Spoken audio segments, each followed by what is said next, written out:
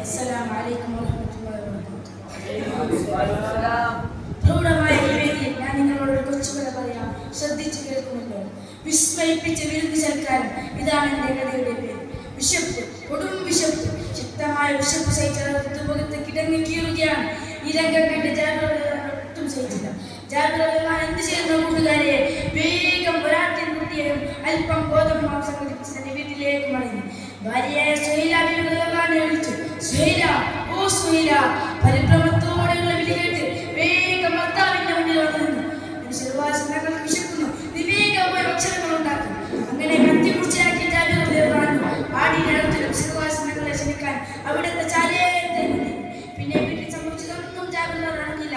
എന്താ സംഭവിച്ചെന്ന് കൂട്ടുകാരെ, ജാബിർ ആടിനറുക്കുന്ന രംഗം തന്റെ 4 വയസ്സുള്ള പിഞ്ചു മക്കൾ നോക്കിക്കൊണ്ടിരിക്കുന്നു. മൂത്ത മകൻ എളിയ മകനോട് ചോദിച്ചു, അനിയ, ആടിനറുത്ത പോലെ ഞാൻ നിന്നെ അറുക്കട്ടെയോ? എന്താണ് അറവെന്നോ എന്താണ് നടക്കുമെന്നോ ഒന്നും നിശ്ചയമില്ല. കുഞ്ഞു മക്കളല്ലേ അവർ. അങ്ങനെ ജാബിർ ആടിനറുത്ത പോലെ മൂത്ത മകൻ ഇളിയ മകനെ മലർത്തിക്കിടത്തി അറുക്കുകയാണ്. സുബ്ഹാനല്ലാഹ്, തന്റെ പിഞ്ചു കഴുത്തിൽ നിന്നും നക്ഷത്രപ്പൂക്കൾ പോലെ രക്തം ചാലിട്ടൊഴുകി. പേശികൾ വലിഞ്ഞു മുറുകി. അടിയാൻ പോകുന്ന കണ്ണുകൾ ഇക്കാക്കിയ ദയനീയമായി നോക്കി. എന്ത് ചെയ്യണമെന്നല്ലേ മൂത്ത മകൻ തിടുക്കത്തിൽ അവിടെ വിട്ട് ഓടുകയാണ്. ഓടുന്നതിൽ മറ്റൊന്നും കൂടി സംഭവിച്ചു. എന്താ സംഭവിച്ചത് കൂട്ടുകാരെ? കത്തിയുടെ മുകളിലേക്ക് തെന്നി വീണു. ഇന്നാലില്ലാഹ്, ജ്യേഷ്ഠനും ഈ ലോകത്തോട് വിട പറയുകയാണ്.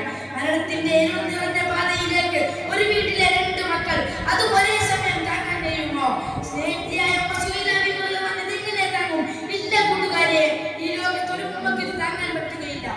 അങ്ങനെ ക്ഷണം സ്വീകരിച്ച് മുത്തുനബി സല്ലല്ലാഹു അലൈഹി വസല്ലം സഹാബാക്കളും ജാബിറിന്റെ വീട്ടിലെത്തി.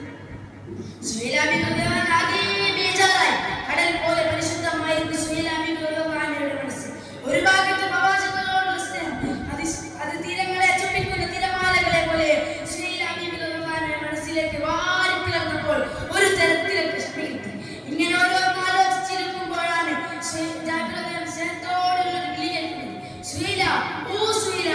ആ വിളി കേട്ടതോടെ സുഹൈല ബിൻത് മനസ്സിലേക്ക് ഒരു കുളിർ വീശി. പ്രവാചകനോടുള്ള പ്രേമത്തിന്റെ കുളിർ. അങ്ങനെ ലക്ഷ്യവാസികൾ കഴിക്കാൻ ഭക്ഷണങ്ങൾ എടുത്തു വെക്കുകയും ലക്ഷ്യവാസികൾ കഴിക്കാനിരിക്കുകയും ചെയ്തപ്പോൾ മുത്തുനബി സല്ലല്ലാഹു അലൈഹി വസല്ലം ഒരു ചോദ്യം ചോദിച്ചു, എവിടെ ജാബിറിന്റെ മക്കൾ? എവിടെ മക്കൾ? മക്കളുടെ വിഷയം മാറ്റാൻ സുഹൈല ബിൻത് പലതരത്തിലും ശ്രമിച്ചെങ്കിലും വീണ്ടും വീണ്ടും ലക്ഷ്യവാസികൾ മക്കളെ ചോദിക്കുകയാണ്. ഒടുവിൽ ആ സത്യം സുഹൈല ബിൻത് വ്യക്തത്തോടു കൂടി പറഞ്ഞു. കണ്ണീരിൽ കുതിർന്ന ജാബിർ വിഷയങ്ങളെല്ലാം ലക്ഷ്യവാസികൾ പറഞ്ഞു, ഞാൻ തന്നെ അവരെ വിളിക്കാം. ജാബിറിന്റെ 2 മക്കളെ, വരൂ.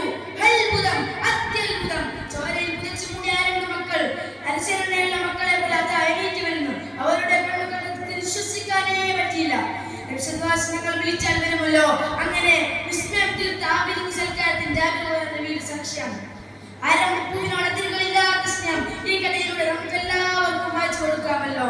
അല്ലാഹു സുബ്ഹാനഹു വ തആല സുഹൈല ബിൻത് ഈമാൻ നമുക്ക് എല്ലാവർക്കും നൽകി അനുഗ്രഹിക്കുമാറാകട്ടെ. അസ്സലാമു അലൈക്കും.